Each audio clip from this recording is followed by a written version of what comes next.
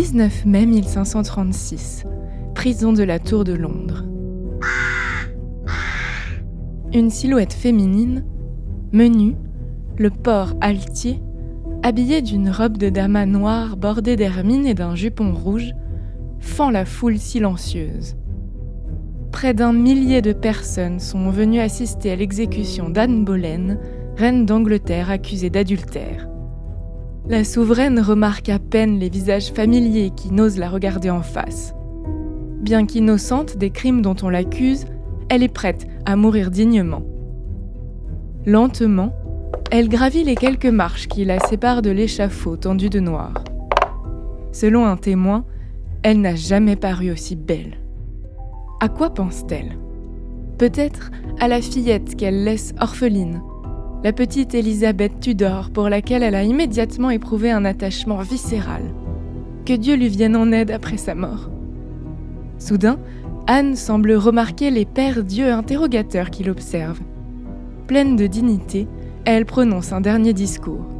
« Bon peuple chrétien, je suis venue ici pour mourir, parce que selon la loi, et par la loi je dois mourir, alors je n'en parlerai pas contre. Si j'ai été amenée à cette fin par la volonté de Dieu, je ne suis ici pour accuser personne, ou pour parler de ce dont je suis accusée et condamnée à mort. Mais je prie Dieu pour sauver le roi et pour qu'il lui accorde un long règne. Car jamais il n'y eut de prince plus doux et clément, et pour moi, il a toujours été un bon et doux souverain.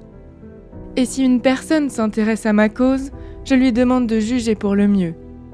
Sur ce, je prends mon congé du monde et de vous tous, et je vous demande du fond du cœur de prier pour moi. » Anne remet alors son manteau à ses suivantes. On lui bande les yeux. Elle s'agenouille, le buste droit. C'est une décapitation à l'épée qui l'attend, privilège de la noblesse.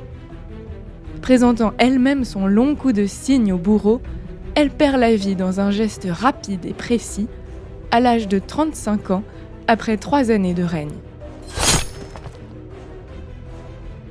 Élevée au rang de mythe par sa fin tragique, Anne Boleyn demeure en grande partie un mystère au regard de l'histoire. Qui était cette femme fascinante devenue, malgré son règne éclair, l'une des plus célèbres souveraines d'Angleterre ?